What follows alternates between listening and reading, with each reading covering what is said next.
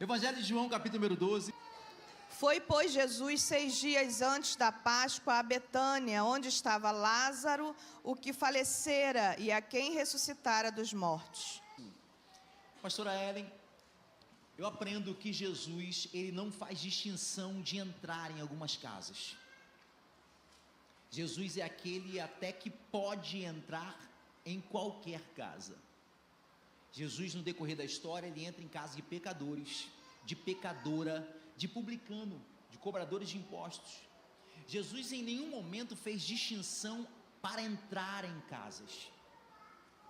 Mas uma coisa é ele entrar em alguns lares, a outra coisa é ele voltar neste mesmo lar. E o que faz Jesus voltar em algumas casas? Exatamente o relacionamento que ele tem com o hospedeiro. A Bíblia relata algumas casas que Jesus não foi apenas uma vez. Na casa de Pedro, o seu discípulo, por ter relacionamento com ele, a casa de Pedro era um ponto missionário de Jesus em Cafarnaum. Todas as vezes que Jesus repousava em Cafarnaum, ele entrava e ficava um tempo na casa de Pedro. Todas as vezes, presbítero Adeilson, que Jesus estava indo em direção a Jerusalém, Betânia, o local onde nós lemos agora, era caminho de Jerusalém, era próximo a Jerusalém. Betânia estava a cerca de 3 quilômetros de Jerusalém. Todas as vezes que Jesus estava indo na direção de Jerusalém, ele parava em Betânia e adivinha em qual casa ele repousava? Na casa de Lázaro. Por que ele repousava na casa de Lázaro? Porque o relacionamento com Lázaro, Marta e Maria se estreitava cada vez mais, a ponto de, na palavra do Senhor, Jesus o considerar como um amigo.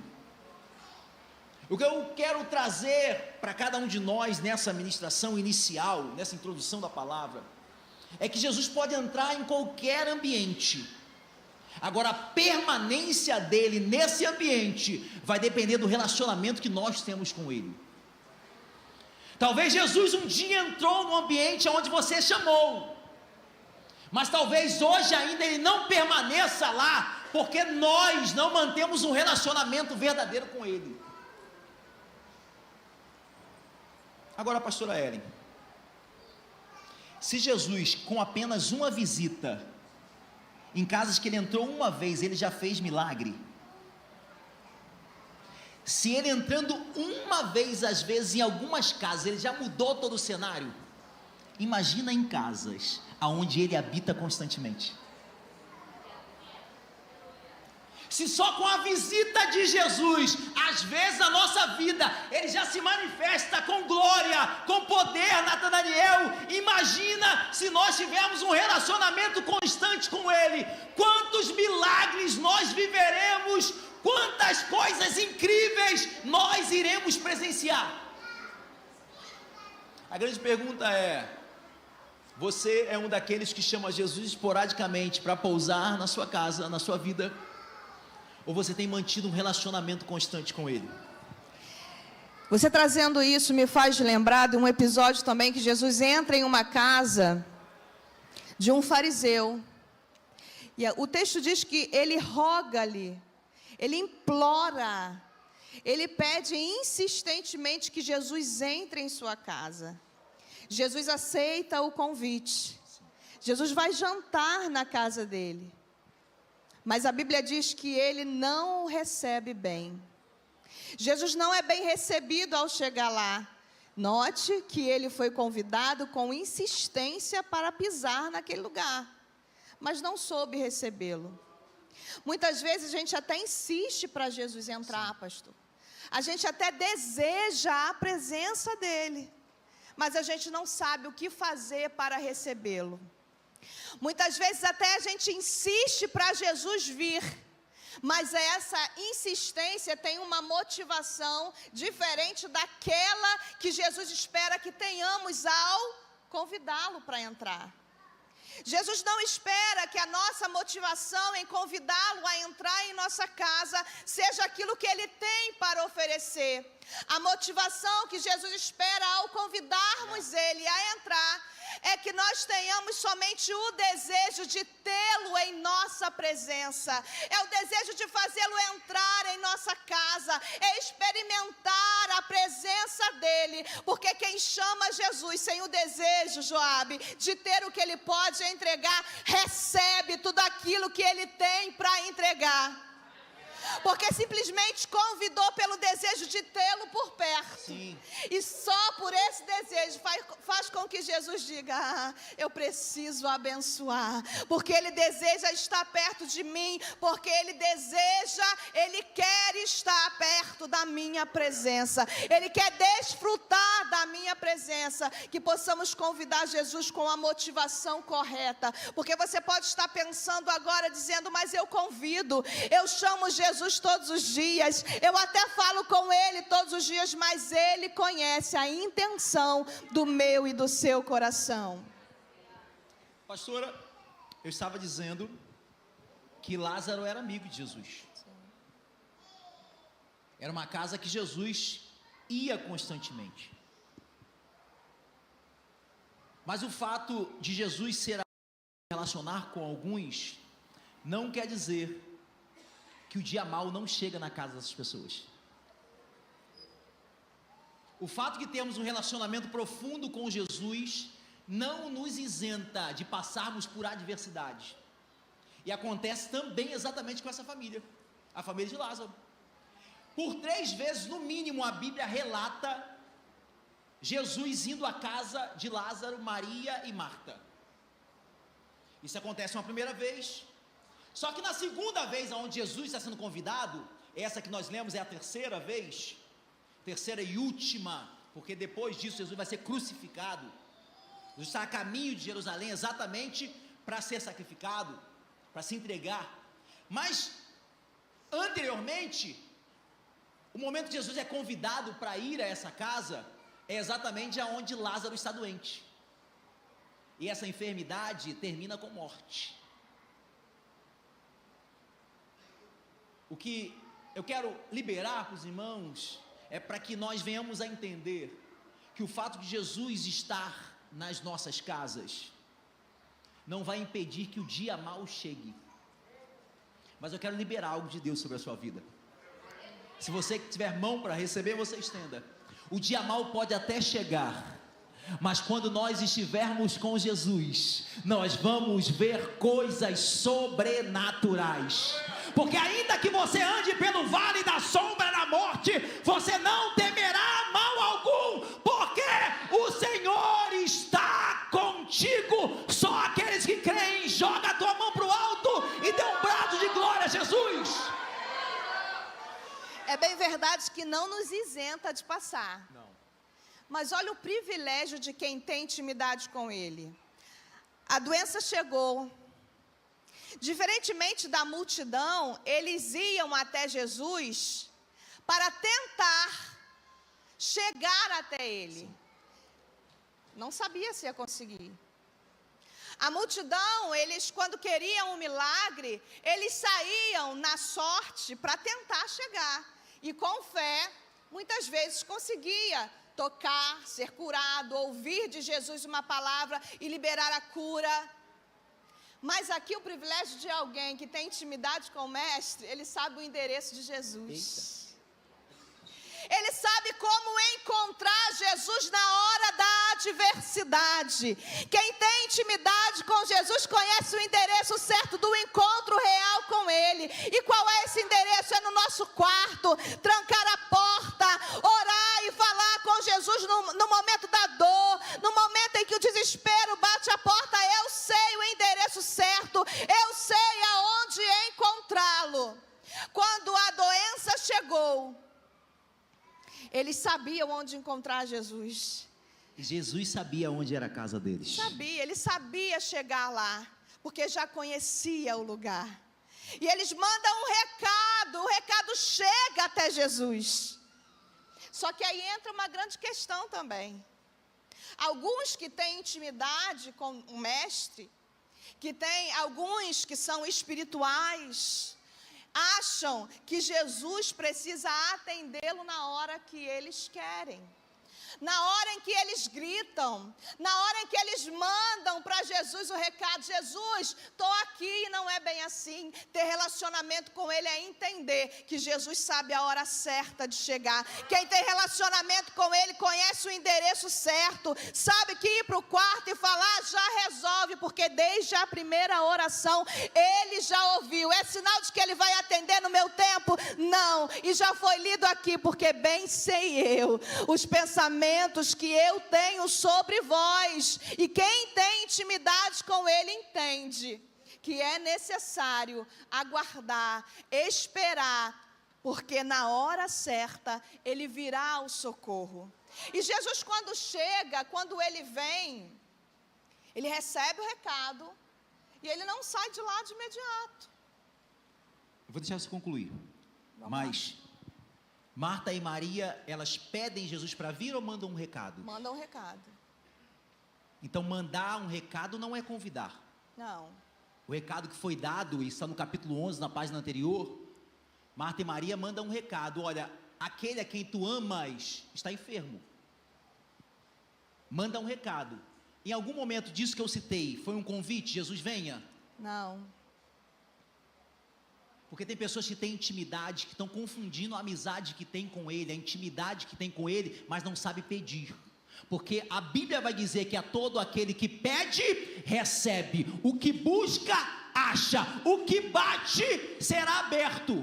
O grande problema é que tem servos dele, que já estão com tanta intimidade, que querem enviar recados para ele, para tentar constrangê-lo.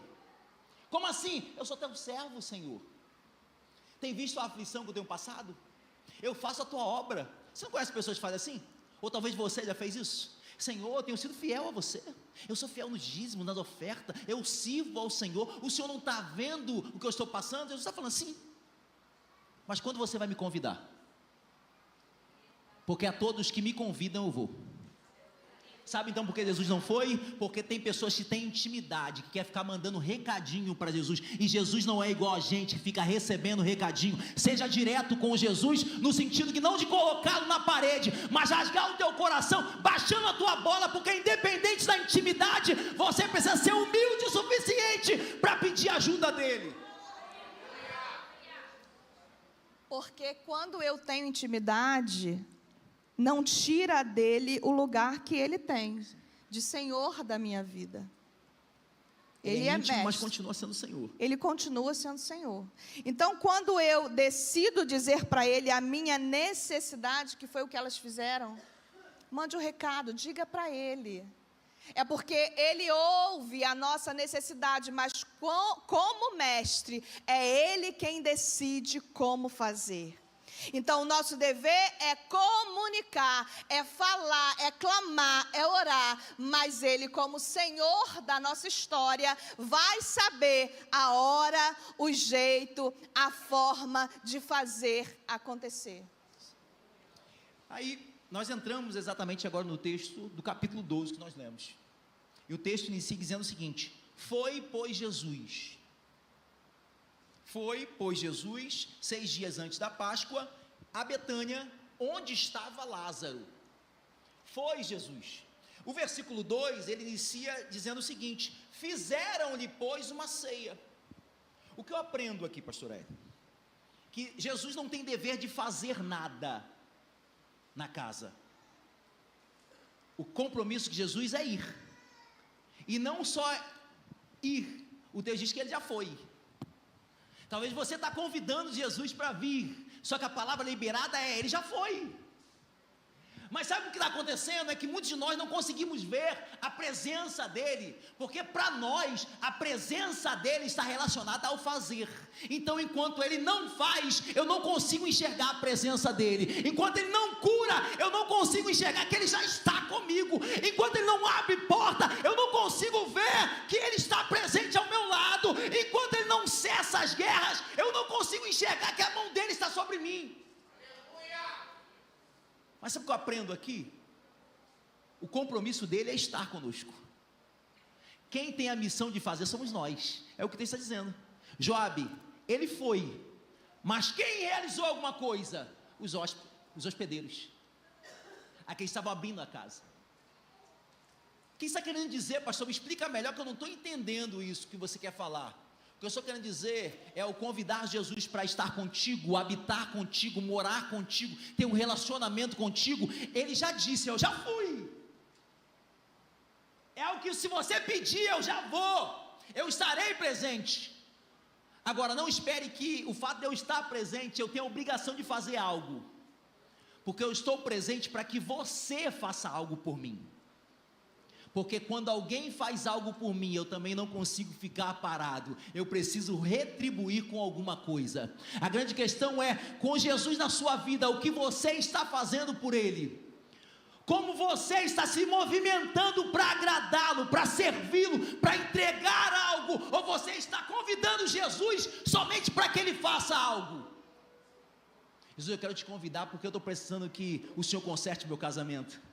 Então, Jesus, eu estou querendo te convidar aqui para minha casa, porque eu preciso que o Senhor abra uma porta, que eu estou orando já há muito tempo, a situação financeira está difícil. Não, Jesus, eu estou te convidando, porque a doença bateu a minha casa, e eu preciso que o Senhor venha aqui, aonde o Senhor entra, o Senhor faz cura. O Senhor está falando assim, sim, eu já fui. Você está me chamando, mas eu já cheguei, você que não me viu, porque você só está vendo a minha mão. Mas a grande questão é o que você vai fazer por mim. Eu estou entrando em casa e vocês não são capazes de lavar os meus pés. Eu estou entrando em casa e vocês não são incapazes de montar para mim um banquete, de servir a mim, de entregar o que há de mais precioso. O que eu aprendo nesse início de texto é que Jesus foi. Eu não sei o que você está passando na sua vida. Eu não sei as guerras que você está enfrentando, as batalhas que você está atravessando, as lutas, as dificuldades. Eu vim aqui para te dizer que Jesus já foi. Talvez você está convidando, talvez você está esperando. Não precisa esperar, Ele já foi, Ele já chegou. A grande questão é o que você está fazendo por Ele, o que você está entregando a Ele, o que você está oferecendo a Ele. É isso que Ele espera de nós. Trazendo, eu gosto muito disso, né, de exemplificar, de trazer para nós, para a nossa história, para o nosso dia a dia, para a gente conseguir compreender melhor o que diz a palavra, o que nós estamos querendo dizer aqui. Quem aqui já foi na casa de alguém sem ser convidado? Seja sincero. Eu vou direto. Ai, todo mundo é educado aqui. Se eu souber que tem churrasco, então eu vou chegar mesmo. Só o Joab já foi na casa de alguém sem ser convidado? É mentira. Tem um monte que foi aniversário dos outros. Tá. Pensei. Renan vai direto e às vezes me leva atrás. Eu quase morro. Aniversário, então, amor, convidaram. Renan, mas você comprou um presente? Não, amor, mas me chamaram agora, eu lembrei agora em cima da hora, vamos embora. Então, nós, poucas vezes, olha, a gente tem até vergonha de dizer que nós fomos à casa de alguém sem ser convidados. Porque, né, uns... Eu tenho vergonha não, irmão, sou sem vergonha mesmo. Mas, acontece... Se a sua casa, quem tem piscina em casa aqui, para eu saber até aí? Quem tem piscina em casa aqui? Só tem pobre aqui, pelo amor de Deus, ali, ó, opa, um. O que mais tem? Tem piscina. Quem tem churrasqueira em casa? Opa. Aí, ó, um aqui. Qualquer dia eu vou aparecer lá, hein? E aí, gente, olha a grande questão aqui, para a gente conseguir compreender o que o pastor Renan acabou de dizer. Ainda que a gente chegue na casa de alguém sem ser convidado, e a pior coisa que tem é que a visita sempre chega no momento inapropriado. Não é assim? Sim. Esses dias eu recebi... A minha família e a família do Renan, eles são mestres para fazerem isso. Eu não sei por que eles querem fazer surpresa. Os meus tios ligam e falam, estou chegando em Saracuruna, e a gente trabalhando. Só que é geralmente aquele dia que a louça não foi lavada, que a gente saiu correndo... Quase todo dia. Não limpou o cocô da cachorra. Enfim, aquela situação em que a gente fica desesperado. Aí essa semana, tem uns dias, né? Alguns dias. Que o irmão do Renan fez a mesma coisa. Veio da Bahia. Veio da Bahia, gente, com a família inteira. Minha mãe me liga, eu trabalhando. Você sabia que seu cunhado ia chegar? Eu falei, não, pois é, chegou. Falei, nem posso ir, eu tenho um monte de gente para atender hoje. Quando eu chegar, aí a gente veio, Renan estava mais folgado, correu em casa. Aí pensa, é até uma vergonha, mas é uma verdade. Na poltrona do nosso quarto, né, tinha uma pilha de roupa. E o banheiro social da casa estava sem... falando que isso acontece na nossa casa. Mentira, eu sei. Eu sei que é mentira. Que na casa delas também tem. E aí, um monte de roupa lá em cima. Tudo bem, estava no meu quarto. E geralmente é assim, as donas de casas, quando elas querem esconder a bagunça, o que elas fazem? Pega tudo e joga para dentro do quarto, porque lá ninguém entra. Não é assim? É. Só que o grande problema estava que o banheiro social da minha casa estava sem água no chuveiro. O chuveiro estava quebrado. Como é que eles iam tomar banho?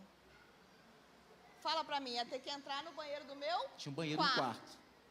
Então, o que a gente faz com aquelas roupas? Quando eu cheguei no quarto, o Renan já tinha dado um jeito. Eu falei, mas e as roupas? Ele, eu não sei, pega as malas. Aí eles querem entrar. Espera aí, só um pouquinho. Fechamos a porta. Abrimos as malas, enfiamos as roupas todas lá dentro, fechamos as malas lá ficou bonitinho no lugar. Eles entraram no quarto. O quarto estava limpo, organizado. A visita chegou, entrou, achou que estava tudo bem, que estava tudo certo. Sabia eles. Só que quando Jesus chega na nossa casa, ainda que a gente tente esconder o que está dando errado, ainda que a gente tente colocar dentro das malas o que está bagunçado, ainda que a gente tente colocar para dentro do armário, guardar dentro do coração, Ele já sabe, Ele chega já sabendo da sujeira que ali está, não adianta esconder, porque Ele já viu, Ele conhece.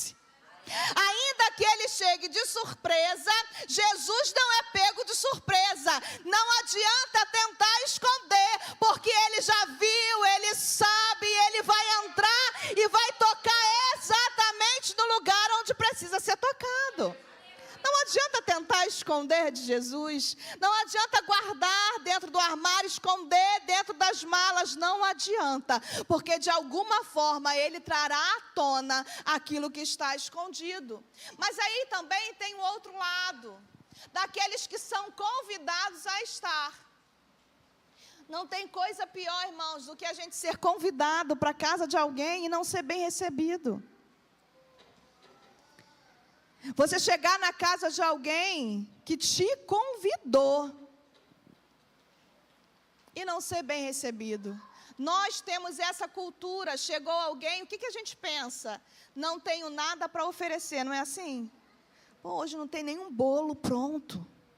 Não passei nenhum cafezinho, mas não... O que a gente faz? Senta aí, eu vou passar um café para nós. Se tiver um menino, a gente pede, toma menino, vai lá, compra um pãozinho, mas a gente não deixa a pessoa sair da nossa casa sem oferecer nada, sem fazer com que essa pessoa se sente à mesa, nem que for um suquinho cheio de formiga, a gente vai oferecer. Mas o que nós estamos fazendo com Jesus? Jesus entra, Jesus sai, Jesus vem, Jesus vai, e eu não ofereço nada, eu não me preocupo em fazer por Jesus aquilo que eu faço pelos homens, quando Ele, na verdade, é a visita que eu preciso ter todos os dias. Na verdade, Ele não pode ser visita. Ele precisa vir e ficar. Ele precisa vir e permanecer. Ele precisa vir e continuar. E a gente se preocupa muito mais com os homens do que com a presença de Jesus em nossa casa. Nós nos preocupamos muito mais com quem nós vamos receber do que como nós estamos recebendo Jesus em nossa casa. Aí, nesse contexto, aparecem 4 tipos de pessoas nesse ambiente agora onde Jesus chega, na casa de Marta, Maria e Lázaro. Jesus já chega e tem pessoas que estão reclamando, às vezes o pastor chegar. Jesus, meu irmão, ele não andava ainda sozinho, é pior ainda, ele andava com mulão, ele vinha ele mais 12, imagina, chegando 12 cabeças na sua casa, um frango só não dá, irmão, ali ó. Imagina se fosse um discípulo igual aquele dali. Meu Deus, o tamanho dele. E ele faz isso lá na minha casa, tá? Esse aqui são uns que vão lá em casa e fazem a mesma coisa. Sai do culto de manhã e chega lá meio-dia. Ô pastor, vim comer na tua casa. Sai pra lá, coisa ruim. Não, Renan, eles falam, vai comer? Não vamos almoçar não, pastor. Chega lá meio-dia pra quê, irmão? Pra almoçar, né? Olha o tamanho da barriga dele. Eu tenho que pedir no mínimo 4 frangos pra eles. Aí tenta imaginar Jesus chegando, Marlon, com 12 cabeças. Aí se apresenta nesse ambiente a primeira pessoa, que é Marta. Marta lembra muito a minha esposa. Porque eu também sou desse, que de vez em quando eu convido a minha casa, chega aí. Aí ela, quem está aí? Não, só alguns amigos. Aí entra uns 10. Aí ela, vem aqui agora. Não acontece na sua não, só na minha. Vem aqui agora. Quem mandou você ir? Não é você não. Quem mandou você ir? Você sabe que não tem nada. Eu não, amor, tem um xarope de Guaraná ali. Você vai vir, a louça na mesa, não tem um bolo, você não comprou nada. Aí eu fico quieta, fala baixo. Eles estão ali na sala, não pode ouvir, fala baixo. Aí eu saio da sala assim, quem manda aqui sou eu. Os 10 que entraram, mas tem 5 ainda para chegar, é sempre assim. Mas aí nesse cenário apresenta Marta, porque Marta é aquela que se preocupa em organizar as coisas. E em toda casa que Jesus está, há necessidade de ter Martas. Quem são as Martas, pastora Ellen? São aqueles ou aquelas que têm na sua essência o serviço. São pessoas que fazem de tudo para preparar o ambiente. Na igreja nós vemos muito isso. Irmãos que têm no seu sangue, presbiteros, o amor de servir pessoas. Não se importam, ficam o culto todo de pé. Tem irmãos que chegam 2 horas antes, só para preparar todo o ambiente que você está, e sai 1 hora depois de você. Você fala assim, está cansado? Tô, mas isso é algo que me alimenta, é algo que eu gosto de fazer, eu tenho prazer em fazer isso. Você consegue entender que há necessidade de termos Martas juntamente nas nossas casas? Pessoas que em nenhum momento o texto diz que Jesus obrigou Marta a servir. Em nenhum momento o texto vai dizer que impeliram Marta a fazer alguma coisa. As Martas, elas fazem tudo de forma espontânea. As Martas são aquelas que servem de forma proativa. Está precisando, estou aqui, hein? O que eu posso ajudar? Onde eu posso servir? Aonde eu posso ser útil? Como eu posso contribuir com alguma coisa? Ela vê uma água no chão aqui na igreja, ela não espera alguém vir, ela mesmo, onde está o pano? Deixa eu limpar. As Martas são aquelas que representam espontaneidade, proatividade. Elas fazem por amor. Eu estou falando isso porque tem pessoas que acham que no meio da igreja só tem que ter adoração. Se não houvessem as Martas, nós não estaríamos aqui. Se não houvesse as Martas para limpar a casa, nós não estaríamos aqui. Se não houvesse as Martas para organizar a casa, nós não estaríamos aqui. Só há banquete na mesa para que nós possamos receber alimento espiritual, porque existem Martas que são sempre dispostas a servir. Eu louvo a Deus pelas Martas que cantam, pelas Martas que ministram os instrumentos, pelas Martas que estão na recepção, pelas Martas que estão cuidando dos nossos filhos na salinha, pelas Martas que estão no estacionamento, pelas Martas que estão nas técnicas, atrás das câmeras. Porque se não fossem vocês, não haveria possibilidade de também ter alimento. Então eu louvo a Deus pela presença de homens e mulheres que também têm na sua essência o ato de servir. Um serviço autêntico, um serviço que não precisa de Jesus mandar, mas que faz de livre e espontânea vontade. O grande perigo das Martas, o grande perigo de todo aquele que serve, que faz, que tem proatividade no sangue, é se perder em meio ao serviço. Ou melhor, perder o mestre em meio ao serviço. Porque é bem verdade que aqueles que estão sempre na atividade, em alguns momentos eles ligam o botão do automático e já não percebem mais que estão se perdendo dentro do serviço. E Jesus, em outro momento, adverte Marta sobre isso. Então, quando nós estamos muito envolvidos no serviço, E essa é uma linha muito fina entre servir, ter um serviço voluntário, e entre deixar a intimidade com Jesus, o dono do serviço, de lado. Porque é bem verdade que existem pessoas que chegam na igreja bem antes de nós chegarmos. Eu acho que tem pessoas aqui, pastor, que não têm condição de mensurar o trabalho que é feito nos bastidores. Não. Porque chegam, já está tudo pronto, vão embora e não percebem como é feito após o culto. Não tem condição de mensurar o que é preciso ser feito por trás das cortinas para que isso aqui possa acontecer, para que tudo isso possa acontecer. Porém, todos esses que trabalham dessa forma precisam tomar muito cuidado, porque para muitos o serviço voluntário tem sido fuga. Muitos já não conseguem estar dentro da sua própria casa. Muitos já não têm paz. Eu já ouvi pessoas que trabalham dentro da igreja, pastor, dizer: pastora, eu preciso estar aqui. Quando eu chamo para conversar, eu digo: por que você está todo domingo escalado? Porque todo culto eu te vejo em pé. Porque eu sei que aqueles que gostam, que amam, desejam estar, e o serviço parece que grita o nome deles.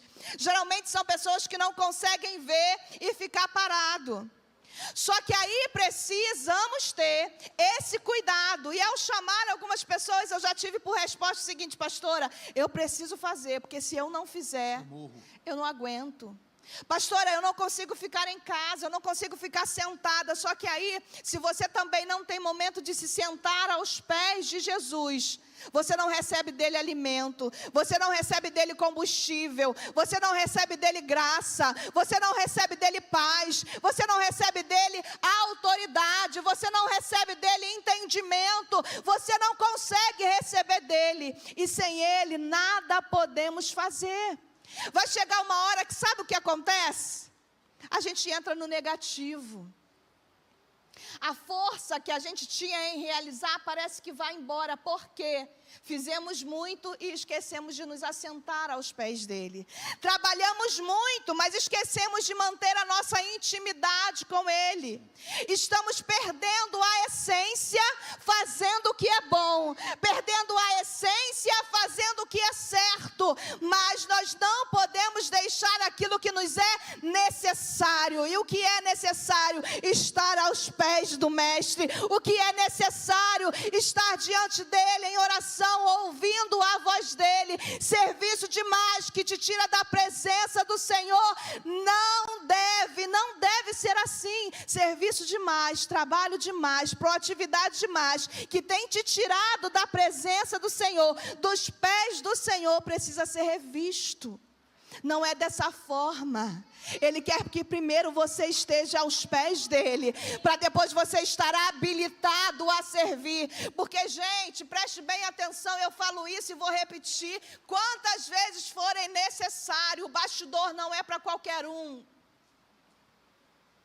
Porque é nos bastidores que tudo acontece. É no bastidor que tudo acontece. É quando quebra um equipamento, é quando o irmão fica irritado, é quando o outro briga com o outro, daqui a pouco faz as pazes, está tudo bem. É quando alguma coisa não deu certo, e aí a gente percebe, foge daquele romantismo, pastor, de olhar e achar que é tudo perfeito. É no bastidor que a gente vê que a igreja também tem defeito. É no bastidor que a gente percebe que a igreja não é essa perfeição toda, que também há os defeitos. Afinal de contas, a igreja é composta por pessoas como nós, cheios de defeitos. Então não é para qualquer um estar dentro do bastidor. Então, como eu estou servindo? Primeiro eu me preparo aos pés de Jesus. Primeiro eu me assento aos pés dele para ter maturidade e entendimento para estar no bastidor. Não é simplesmente ter o desejo de fazer, não é simplesmente ter a honra de cumprir, não é simplesmente ter a habilidade para fazer, não. Primeiro, o que te habilita a estar servindo ao Senhor é ter intimidade com ele. É isso que te habilita a servir com proatividade. Aí o versículo 3 traz a segunda pessoa que está com Jesus ali, é mencionada por Jesus. O versículo 3 diz: então Maria, tomando uma libra de bálsamo de nardo puro, de muito preço, muito valiosa, ungiu os pés de Jesus e enxugou-lhe os pés com os seus cabelos, e encheu toda a casa com o cheiro do bálsamo. Quem agora aparece em cena é Maria, a irmã Maria. A necessidade que na casa de Jesus está, a necessidade de termos Marta, aquelas ou aqueles que têm a essência de servir, mas também no ambiente onde Jesus está, existe a necessidade de ter Marias. E quem Maria representa? Aqueles que levam na sua essência a adoração, aqueles que têm na sua essência a entrega, a devoção. Talvez alguns aqui sejam mais contidos, mas tem outros, quando está na adoração, irmão, parece que está com o Espírito, e de fato está com o Espírito Santo de Deus. Já viu que tem pessoas que são mais extravagantes? Que quando eles chegam na presença de Jesus, eles não medem esforços, e não medem valor, não medem entrega. São pessoas que quando sentem a presença de Jesus, eles dançam de alegria. Se for necessário, eles correm. Se for necessário, eles jogam no chão, choram. São essas Marias que se jogam aos pés de Jesus, não se preocupando com o que Judas vai falar. Há necessidade de termos, no ambiente onde Jesus está, pessoas que valorizam a entrega. A irmã Maria, ela pega um recipiente de um nardo puro, não era um perfume misturado, era puro, e era muito caro. Sabe o que ela faz? Ela derrama tudo nos pés de Jesus. Mas era caro, pastor, ela não importa, ela está para ela. Os que são verdadeiros, têm a essência da adoração, não importa o valor que você tem no bolso, não importa o valor que você carrega, não importa a maquiagem que você botou na cara, que é da Natura, todo mundo sabe. O que importa é que quando eu chego diante de Jesus, eu me derramo por inteiro, eu entrego tudo que for necessário.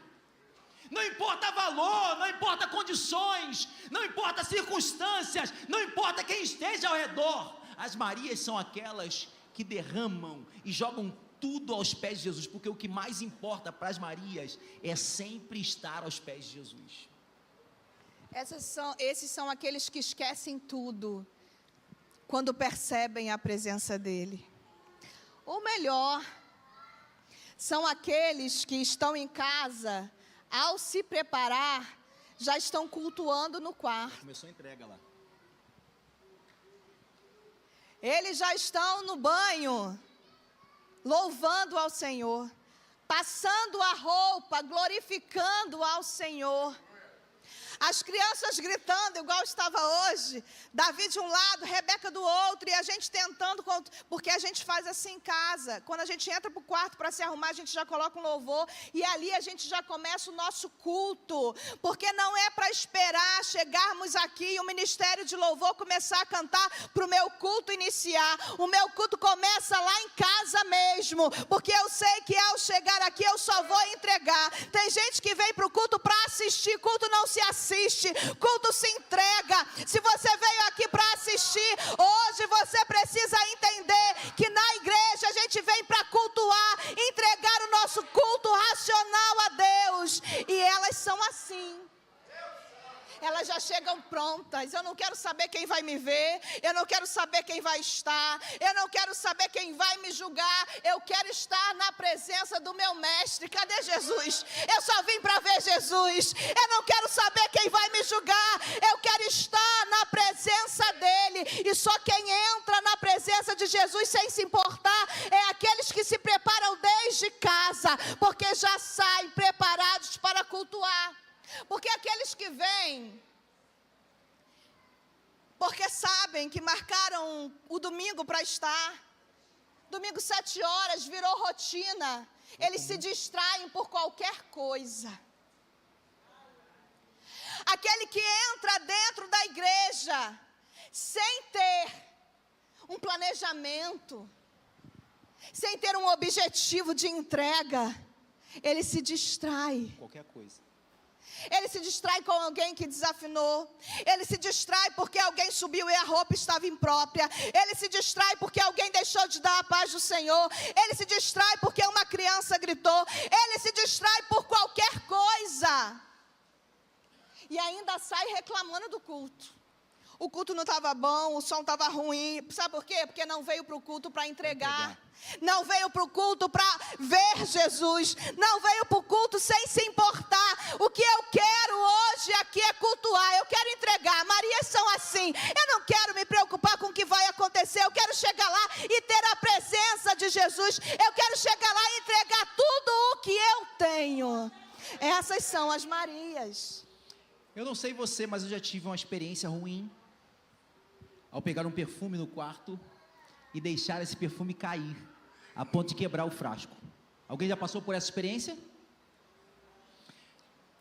Quando o perfume cai e quebra-se o frasco, a pergunta é: o líquido do perfume, ele toca em todo o ambiente do seu quarto ou só em um pedaço?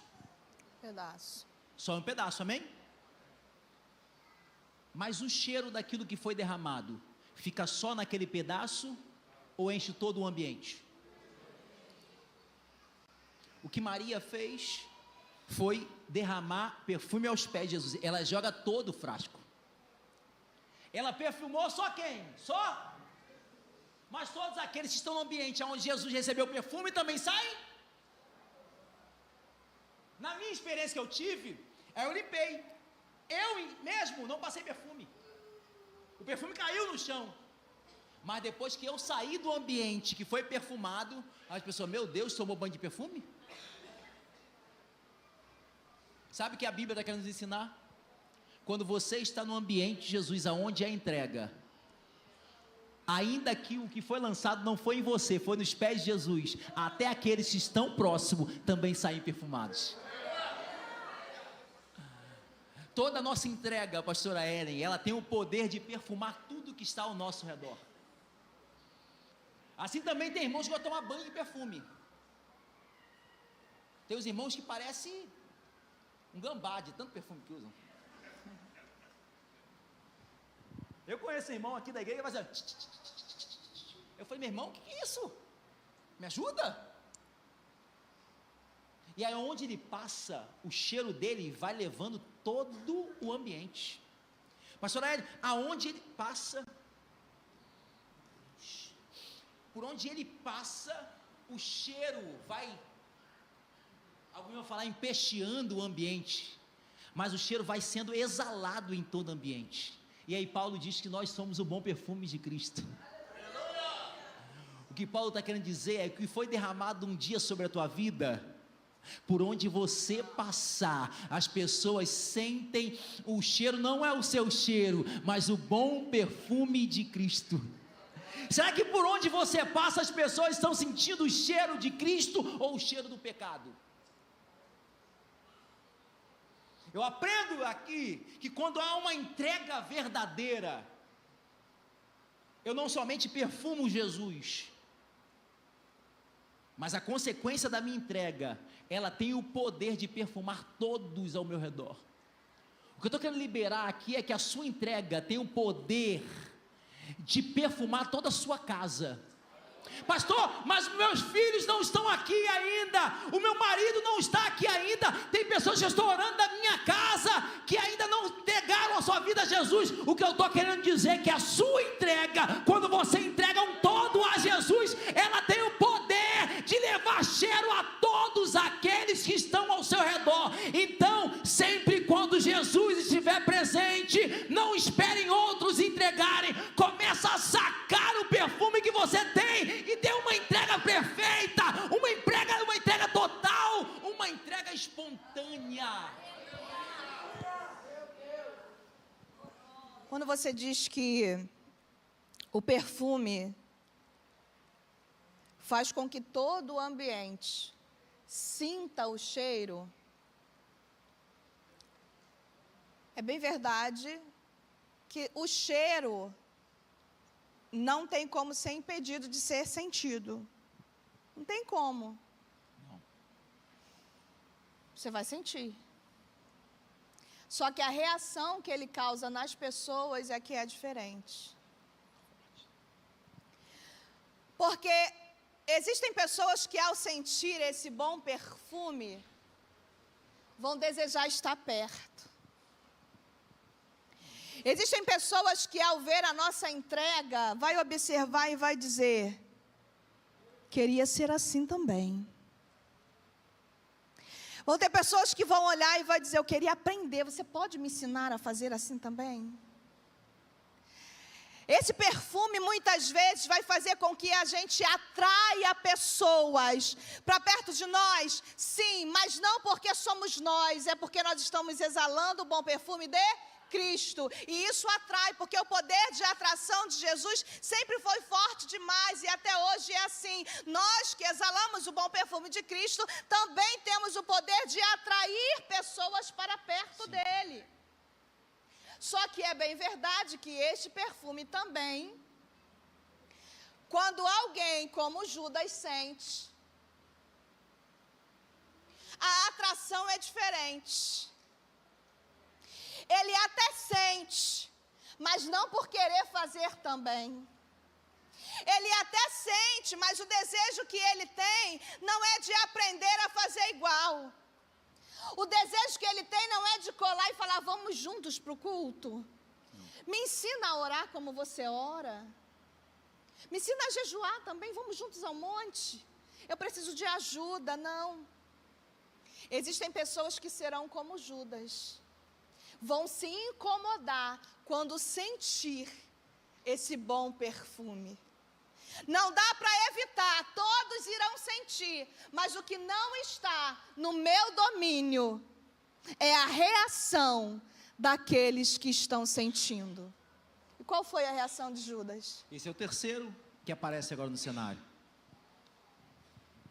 Então, Marta serve, Maria adora, e Judas murmura, reclama, julga, questiona. Judas está vendo Maria derramar o nardo e fala assim: mas para que esse desperdício? O dinheiro que ela está derramando, ela poderia dar para os pobres.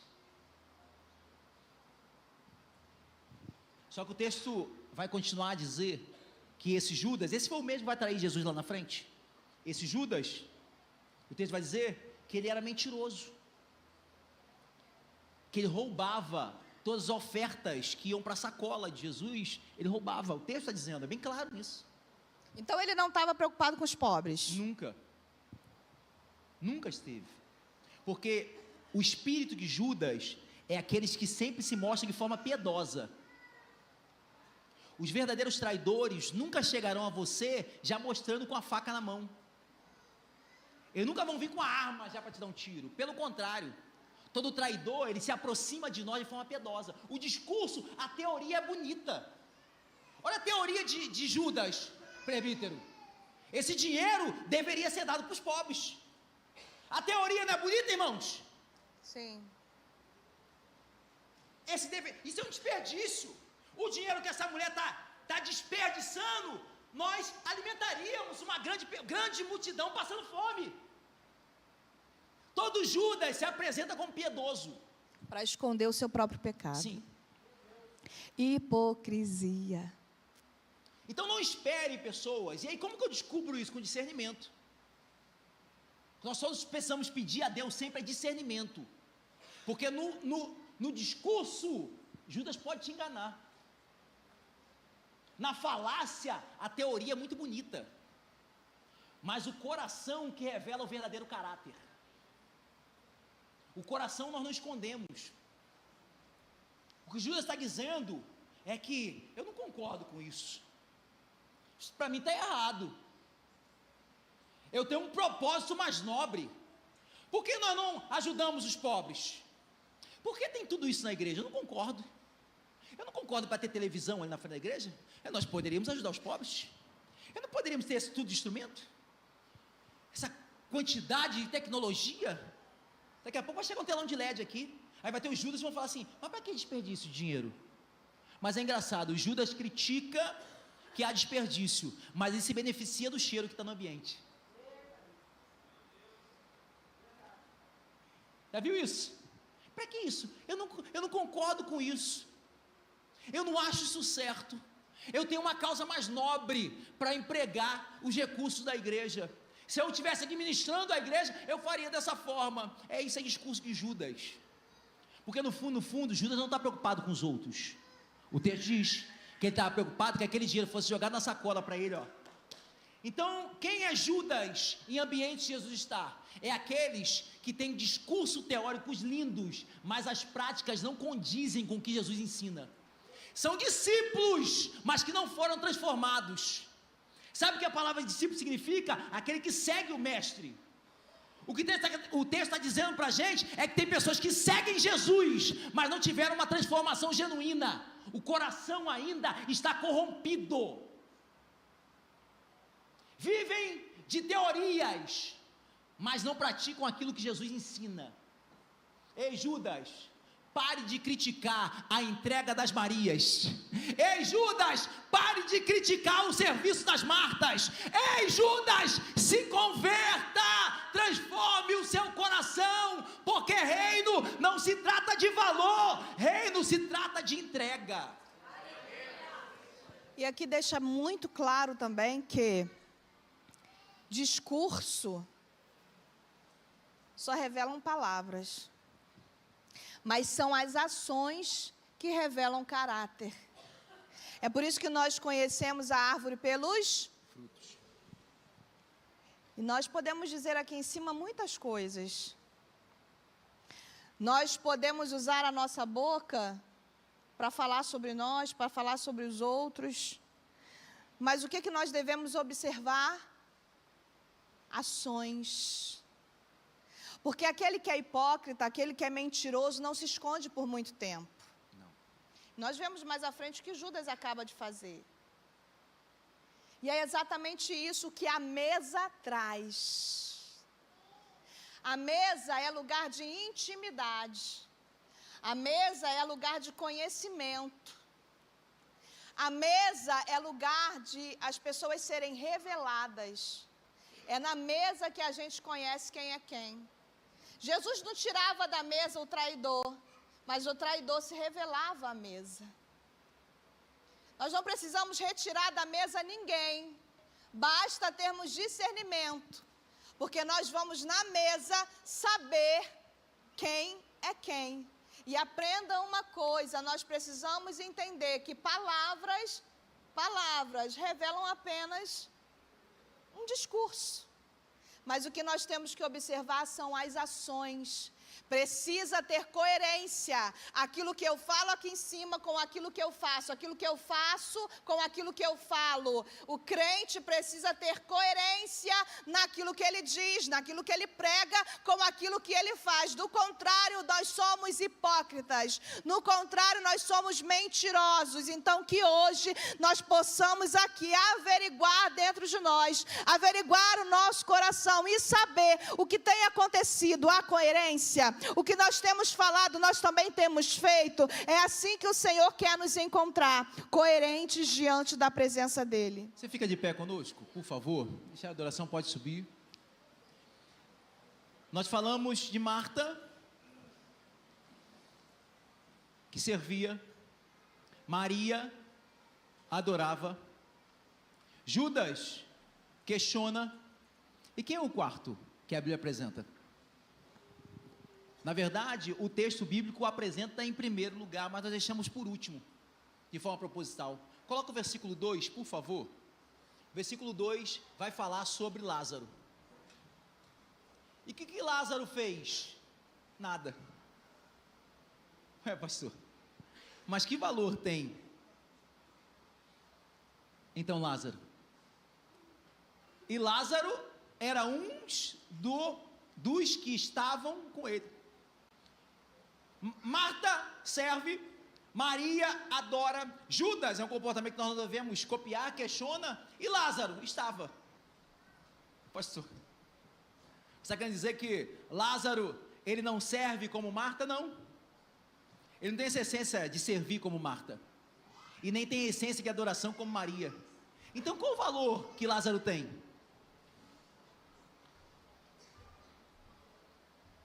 O que nós podemos tirar só do fato de Lázaro estar? É porque tem coisas que só Lázaro sabe o que ele passou.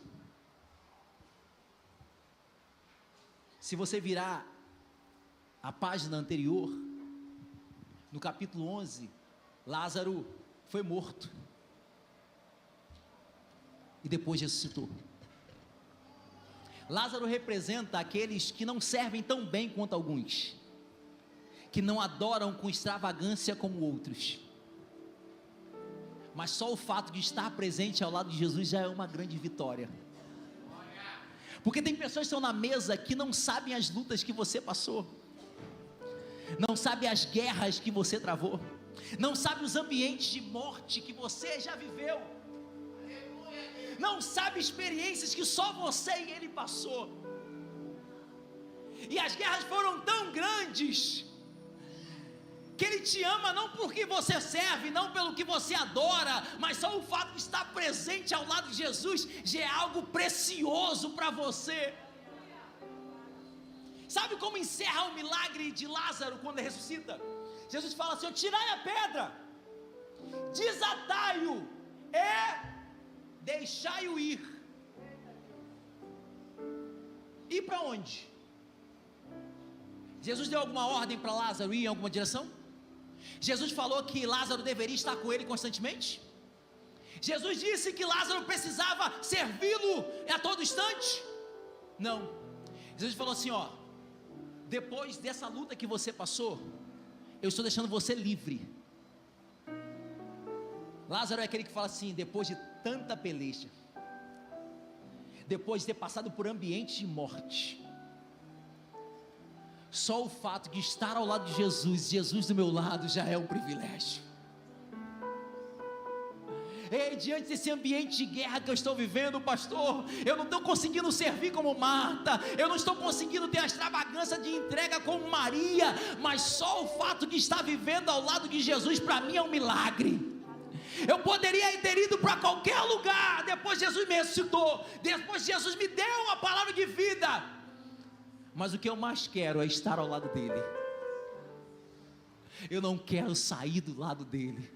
Eu fico imaginando o pastor Aérea e Marta naquela correria de servir, Maria aos pés de Jesus, mas Lázaro falou assim: do seu lado eu não saio, do seu lado ninguém me tira. Depois de ter passado por tantas coisas, depois de ter passado por tantas provações, não me permita sair do seu lado. Talvez Judas não está vendo valor nenhum em mim, talvez os outros discípulos não vejam valor nenhum em mim, mas só quem passou pela tumba valoriza a sua presença na mesa. Aleluia!